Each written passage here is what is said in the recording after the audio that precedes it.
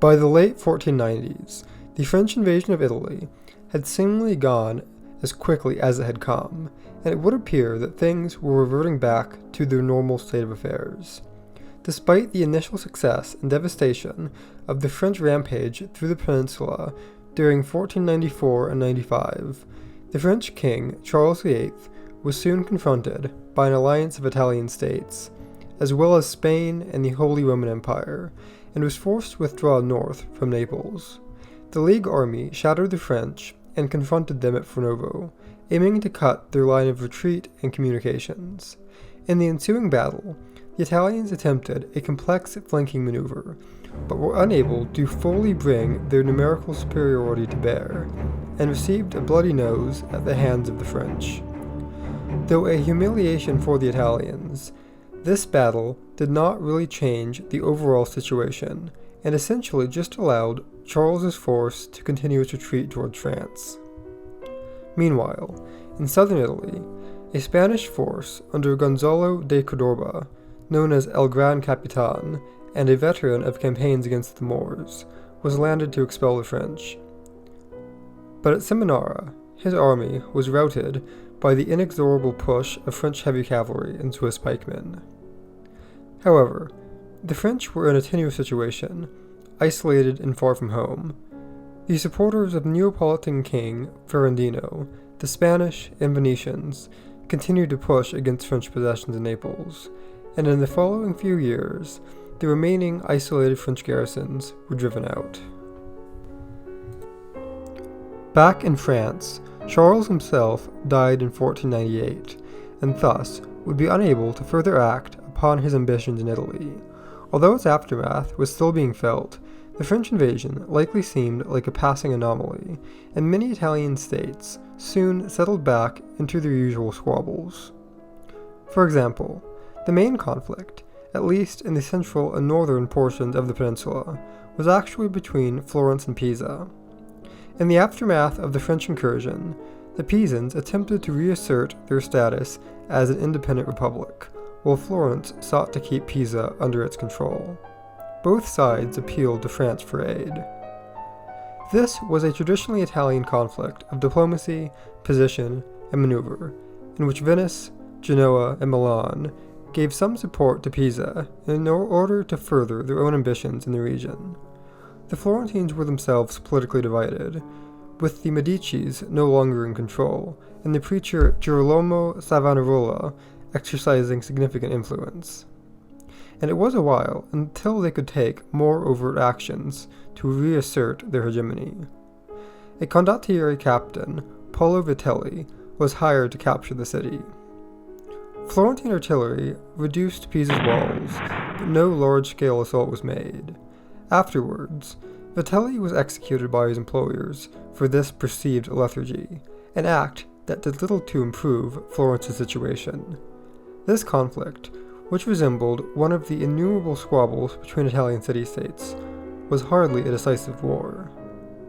But, to an extent at least, it does show that there was hardly a sea change in relations between Italian states in the immediate aftermath of the first French invasion.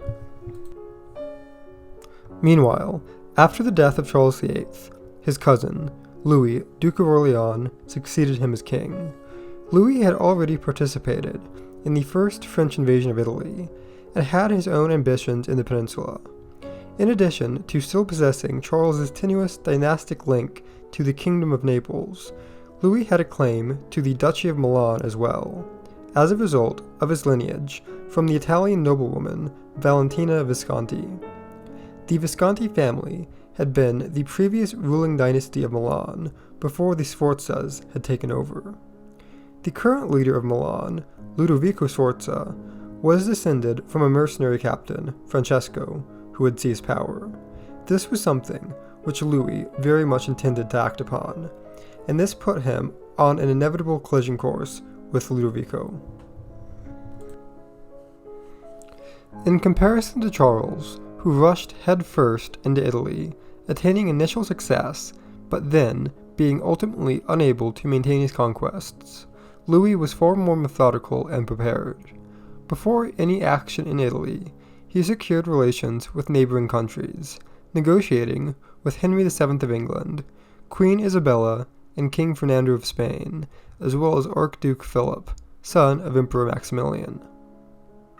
Furthermore, taking advantage of the long-standing animosity between the two cities, he entered into an alliance with the Republic of Venice to outflank Milan. This provisioned that the duchy would then be divided between France and Venice after the war had reached its successful conclusion. Likewise, he also secured good relations with the Duchy of Savoy, Montferrat, and Marquisate of Saluzzo to guarantee passage and lines of communication from France into Italy. Before the campaign began, he made sure to build up the strength of the French army, raising additional companies and renewing the treaty with the Swiss to ensure that his army would be reinforced by the much-vaunted Swiss mercenaries. Ludovico could see the writing on the wall and belatedly tried to respond. He sent overtures to Emperor Maximilian in Germany and even to Sultan Bayezid, but these did not come to much. In late summer of 1499, French forces marched into the Duchy of Milan, sweeping aside resistance with ease, as Milanese strongholds fell or surrendered in quick succession. Meanwhile, the Venetians, led by Niccolo Orsini da Partigliano, invaded from the east. Against these overwhelming odds, Duke Ludovico had no choice but to flee into exile to the court of Holy Roman Emperor Maximilian. Milan itself was captured by French forces led by Italian mercenary Trivulzio, and the short, one-sided war was over. Louis staged a triumphant procession through the city with his retinue. For relatively little cost or time, his prize had been claimed. However, the heavy-handed nature of French rule, as well as Louis's lack of understanding or interest in local politics, meant that much of the Milanese population quickly began to chafe under what they saw as a foreign occupation. Meanwhile, the deposed Ludovico had been plotting his return. He raised a mercenary army and set out to regain his duchy. Initially, with the Milanese population dissatisfied under French rule, he recaptured many cities, including Milan itself. But when he marched out to confront the French near Novara, his polyglot, largely mercenary army disintegrated, and the disgraced duke was captured after attempting to flee disguised as an infantryman. Milan was once again incorporated into Louis' domains, while Ludovico was sent back to France as a prisoner, and would eventually die in captivity. With this rebellion crushed, the French set about strengthening their rule over Milan. Unlike his predecessor's brief occupation of Naples, Louis's Italian possession more closely resembled a true administration. The new military government of the duchy was composed only of Frenchmen, and Louis also took over the Republic of Genoa, which in addition to being a former client of Milan, had also been under the suzerainty of the kings of France in the past. The French intervened in the affairs of other parts of Italy as well. For instance, France allied with Florence and agreed to send a force mainly of Swiss and Gascons to retake Pisa. After one lukewarm assault failed, these soldiers returned, though many of the wounded were actually aided by the Pisans, who still wanted to court French favor. Likewise, some French were dispatched to Romagna to assist Pope Alexander VI's son, Cesare Borgia, in recovering rebellious papal cities. The Pope's larger goal, however, was to set up Cesare as the independent ruler of his own duchy. Likewise, the French also had their own ulterior motive, as one of these rebellious nobles was Caterina Sforza, niece of Ludovico, who had provided her uncle with troops shortly before. Caterina and her garrison put up a spirited defense before they, like most of the other cities in question, were subjugated. There was still the question of Naples, the issue that had provided the spark for the First War a few years previously.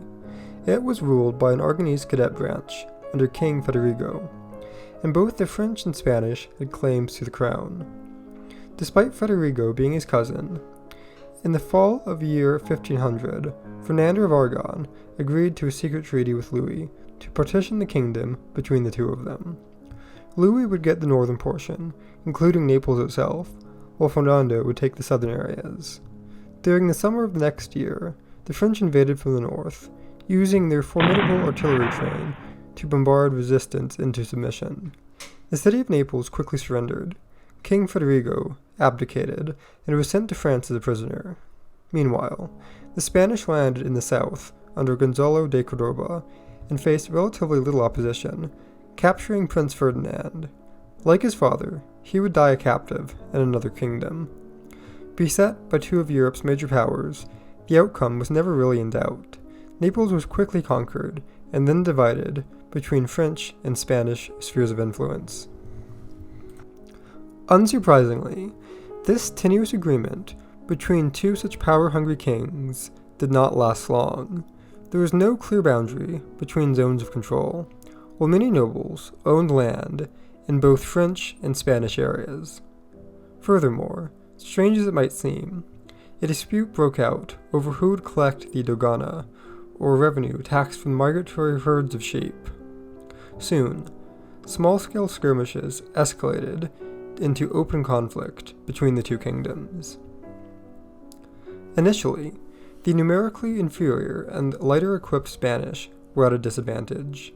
Gonzalo de Cordoba attempted to avoid open battle, using what meager forces he had to garrison key points, and he found himself holed up in the town of Barletta. The French pressed further south into Naples, and at Seminara, the site of a previous French victory, another Spanish army was overwhelmed and defeated. However, there were signs the tide was turning. De Cordoba sallied out and inflicted a minor defeat on the French. While when the opposing forces met at Seminara for a third time, it was the Spanish who emerged victorious, showing at the very least the French were not invincible. Moreover, De Cordoba's force had continued to receive critical reinforcements by sea, including German pike mercenaries. The balance of forces had considerably evened out. Finally, de Cordoba felt that his army was prepared to do battle in the open field, and met his rival, Louis d'Armagnac, near the town of Cerignola on the 28th of April, 1503. The Spanish were able to choose the site of battle, and Gonzalo de Cordoba was determined not to suffer the same fate as he had before, where French heavy cavalry and the Swiss mercenary pikemen crushed the lighter Spanish soldiers in open battle. Thus, he had his soldiers form up in an advantageous position on the side of a hill, and dig a trench in front of them in order to break up any frontal assault. The German pikemen were positioned in the center, with Spanish infantry and arquebusiers to their sides, cavalry on the flanks, and a small mounted reserve. The French, commanded by the Duc de Nemours, arrived, his force composed of French heavy cavalry, Swiss mercenaries, and other infantry. The Spanish light horse skirmished with the French. De Nemours was urged by his subordinates to launch an immediate attack. The French commander finally ordered an advance, with the gendarmes leading the charge, but they became stalled at the ditch, which they had likely not seen. The Spanish opened fire, rapidly bringing down many French chevaliers, including de Nemours, who was shot dead, while trying to find a way around the trench. The Swiss joined the fray, but even their hitherto invincible phalanx was unable to surmount the trench, and they too were bloodily repulsed by German pikemen and Spanish infantry. With the enemy in disarray, de Cordoba saw his chance in order to counterattack, sweeping the disorganized French from the field. De Allegra's vanguard had not taken part in the battle and withdrew unscathed. The Battle of Cerignola was not an elaborate triumph of maneuver, and indeed, Italian condottiero Fabrizio de Colonna remarked that the victory was due more to the mere presence of a ditch than the strength of arms or leadership.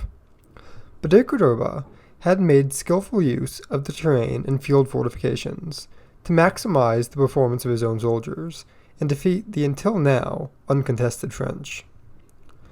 De Cordoba quickly captured French-held fortresses and was soon on the verge of reconquering the entire kingdom.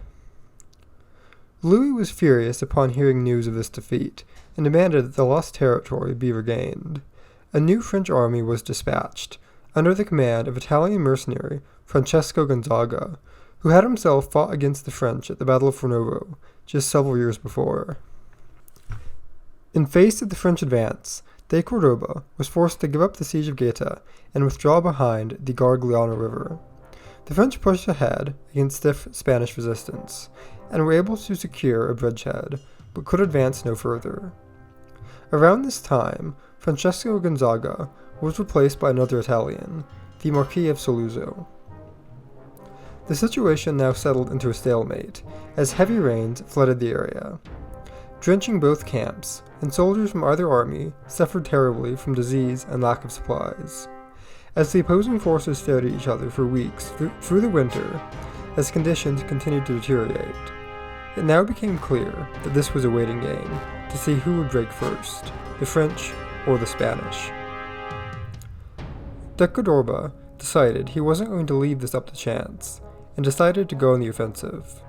He took part of his army and crossed upstream, leaving the rest behind to contain the enemy bridgehead.